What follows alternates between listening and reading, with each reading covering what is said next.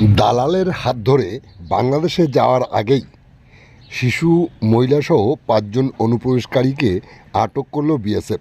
গ্রেপ্তার করে আদালতে পাঠালো স্বপ্নগর থানার পুলিশ। আপনারা দেখছেন সেই বিশেষ মুহূর্তে ধারণকৃত ভিডিও চিত্র নিউজ আজকের স্বপ্নগরের ক্যামেরায়। এখন শুনুন বিস্তারিত। দালালের হাত ধরে বাংলাদেশে যাওয়ার আগেই স্বপ্নগর থানার বিথারি সীমান্তে আটক ৫ বাংলাদেশি। তাদের মধ্যে এক শিশু, ২ মহিলা আছে।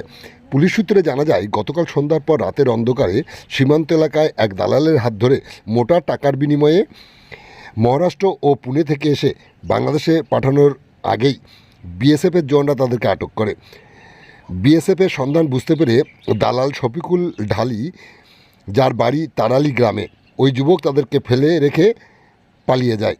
বিএসএফের জওয়ানরা প্রথমে তাদেরকে বিথারি বিওপিতে নিয়ে যায়। সেখানে তাদের জিজ্ঞাসাবাদের পর গতকাল রাত্রে স্বপ্নগর থানার পুলিশের হাতে তুলে দেয়।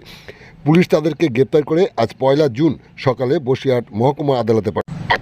বাংলাদেশি ওই অনুপ্রবেশকারীরা হলেন রাজু মোল্লা, সোমাইয়া খাতুন, সাথে ৫ বছরের এক শিশু সন্তান যার নাম নবীন মোল্লা। তাদের বাড়ি যশোরের নড়াইল জেলায়। অন্য মহিলার নাম নাহিদা খাতুন, বাড়ি দিনাজপুর জেলায়। সে পুনেতে কাজ করত বলে জানা যায়।